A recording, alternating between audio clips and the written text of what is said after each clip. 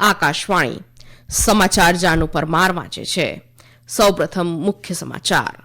પ્રધાનમંત્રી નરેન્દ્ર મોદીએ કહ્યું છે કે ભારત વિશ્વની 5 સૌથી મોટી અર્થવ્યવસ્થાઓમાંની એક બનવા તરફ આગળ વધી ગયું છે. સંસદના બંને ગૃહોની બેઠક અનિશ્ચિત સમય માટે સ્થગિત કરવામાં આવી છે. રાજ્યસભાએ ભારતીય ન્યાય સંહિતા, ભારતીય નાગરિક સુરક્ષા સંહિતા અને ભારતીય સાક્ષ વિધેયક પસાર કર્યું છે. જમ્મુ અને કાશ્મીરના પૂંછ જિલ્લામાં સેનાના 2 વાહનો પર થયેલા આતંકવાદી હુમલામાં 4 જવાનો શહીદ થયા અને 3 ઘાયલ થયા. અને ભારતે ત્રીજી એક દિવસીય ક્રિકેટમાં દક્ષિણ આફ્રિકાને 78 રને પરાજય આપી સિરીઝ 2-1થી જીતી લીધી છે. સમાચાર વિગતવાર. પ્રધાનમંત્રી નરેન્દ્ર મોદીએ કહ્યું છે કે લોકોને હવે સમજાયું છે કે ભારત પ્રગતિના શિખરે છે. એક વિદેશી પ્રકાશન સાથેની મુલાકાતમાં શ્રી મોદીએ કહ્યું કે ભારત વિશ્વની 5 સૌથી મોટી અર્થવ્યવસ્થાઓમાંની એક બનવા તરફ આગળ વધી ગયું છે.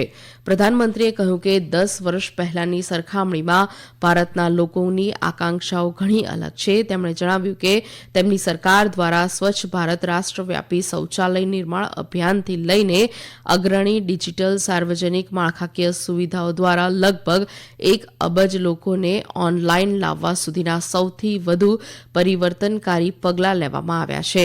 જ્યારે ભારતની વિદેશ નીતિ અંગે પ્રધાનમંત્રીએ કહ્યું છે કે વિદેશી બાબતોમાં ભારતનો સૌથી મહત્વપૂર્ણ માર્ગદર્શક સિદ્ધાંત આપણું રાષ્ટ્રીય હિત છે. તેમણે કહ્યું કે આ વલણ ભારતને એક વિવિધ દેશો સાથે એવી રીતે જોડવા દે છે કે જે પરસ્પર હિતોનું સન્માન કરે અને સમકાલીન ભૂમિ રાજનીતિ જટિલતાઓને સ્વીકારે છે. ભારત અમેરિકા સંબંધો પર શ્રી મોદીએ કહ્યું કે બંને દેશો વચ્ચેના સંબંધો જોડાણમાં વ્યાપક છે, સમજણમાં વધુ ઊંડા છે અને મિત્રતામાં પહેલા કરતાં વધુ સારા છે. ઇઝરાયલ હમાસ સંઘર્ષ અંગે પ્રધાનમંત્રી મોદીએ કહ્યું કે તેઓ આ ક્ષેત્રના નેતાઓના સંપર્કમાં છે. તેમણે ઉમેર્યું કે ભારત શાંતિ તરફના પ્રયાસોને આગળ વધારવા આતુર છે.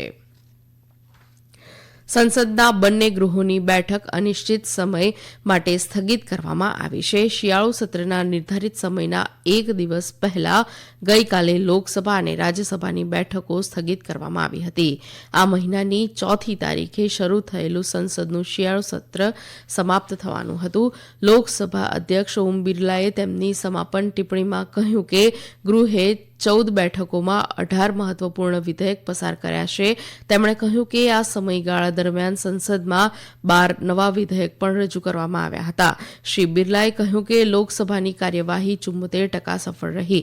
રાજ્યસભાના અધ્યક્ષ જગદીપ ધનખડે તેમની સમાપન ટિપ્પણીમાં કહ્યું કે સત્ર દરમિયાન ગૃહે મહત્વપૂર્ણ કામકાજ પૂર્ણ કર્યું. તેમણે કહ્યું કે સત્ર દરમિયાન કુલ 17 વિધેયક પસાર થયા છે, જેમાં જમ્મુ અને કાશ્મીર ચૂંટણી કમિશનરની નિમણૂક અને 3 ફોજદારી કાયદા વિધેયકનો સમાવેશ થાય છે.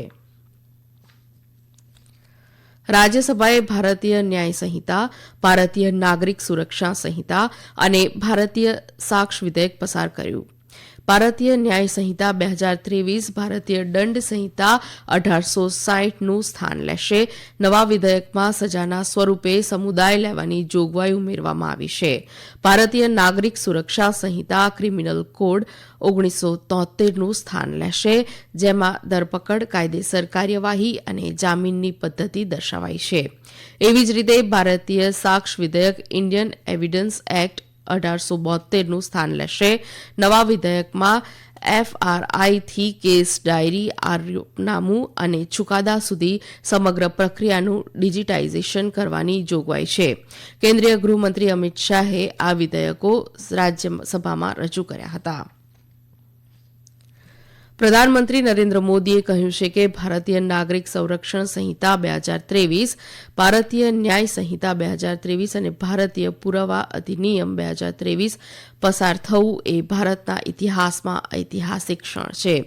સોશિયલ મીડિયા પર એક પોસ્ટમાં પ્રધાનમંત્રી મોદીએ કહ્યું કે આ વિધેયકો સંસ્થાનવાદી સમયગાળાના અંત અને જનસેવા અને કલ્યાણના નવા યુગની શરૂઆતનું પ્રતીક છે.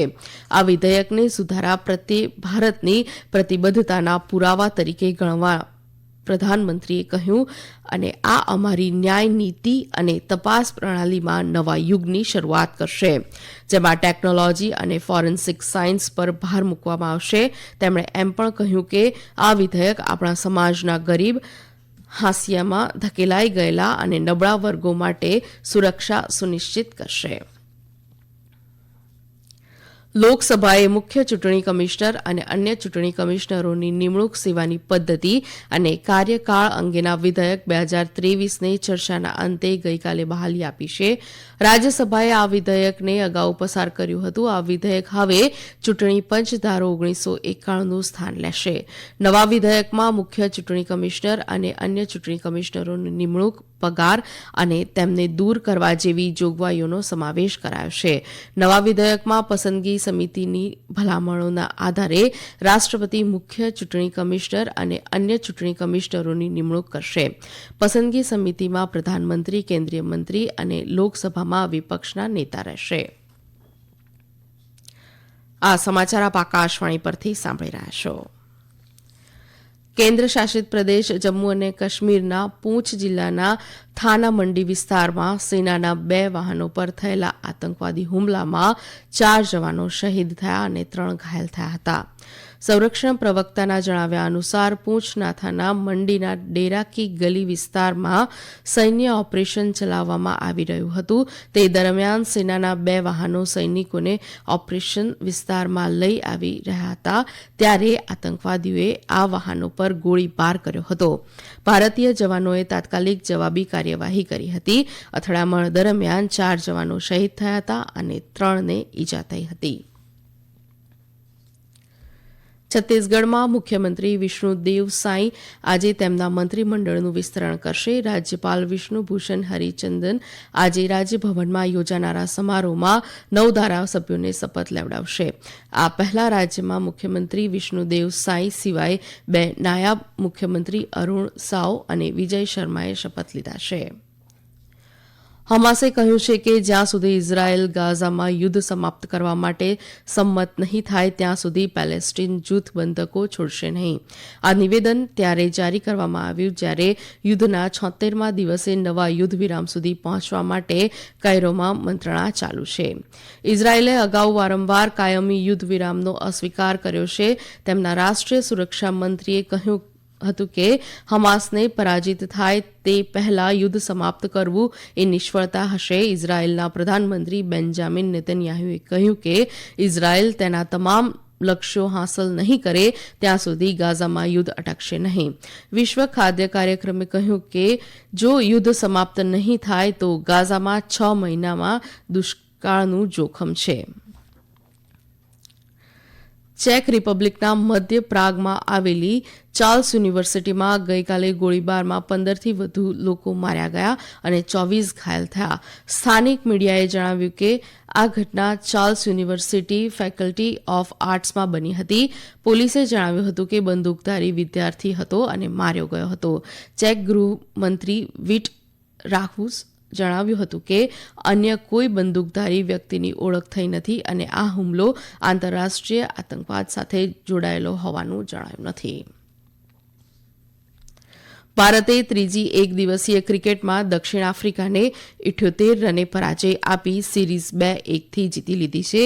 ભારતે સંજુ સેમસનના 108 રન અને તિલક વર્માના 52 રનની મદદથી નિર્ધારિત 50 ઓવરમાં 296 રન બનાવ્યા હતા, જેના જવાબમાં દક્ષિણ આફ્રિકાની ટીમ 45 ઓવર 5 બોલમાં 216 ઓલ આઉટ થઈ હતી. ટોની ડી જોર્જીએ સૌથી વધુ 81 રન બનાવ્યા હતા. ભારત તરફથી અર્શદીપસિંહે 4, અવેશ ખાન અને વોશિંગ્ટન સુંદરે 2-2 વિકેટ ઝડપી હતી. શ્રેણીમાં ભારતે પ્રથમ મેચમાં 8 વિકેટથી જીતી હતી અને બીજી મેચમાં દક્ષિણ આફ્રિકાએ ભારતને 8 વિકેટે પરાજય આપ્યો હતો. અંતમાં મુખ્ય સમાચાર ફરી એકવાર.